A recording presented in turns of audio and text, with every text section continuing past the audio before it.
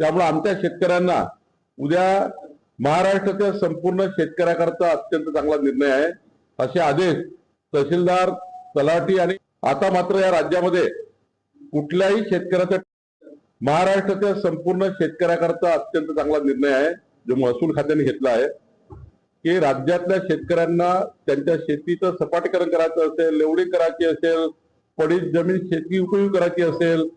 पडीत जमिनीमध्ये पीक पाणी घ्यायचं असेल तर त्याला लेवलिंग करावं लागतं, त्याला माती लागतं, थोडं त्या ठिकाणी बेस तयार करावा लागतो,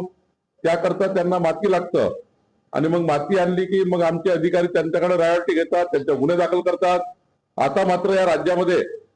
कुठल्याही शेतकऱ्याचा ट्रॅक्टर पकडायचा नाही आहे, शेतकऱ्याला लागणारी माती याची रॉयल्टी घ्यायची नाही आहे, शेतकऱ्याचं शेतघर असेल त्याच्याकरता रॉयल्टी घ्यायची नाही, शेतकऱ्याचं शेत जमिनीकरता लागणारा कुठलंही साहित्य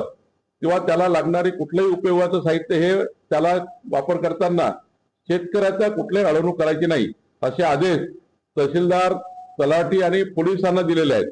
त्यामुळे आमच्या शेतकऱ्यांना उद्या शेतीमध्ये मजबूत करायचं आहे, शेतकऱ्यांच्या पाठीशी सरकार भक्कमपणे उभा आहे।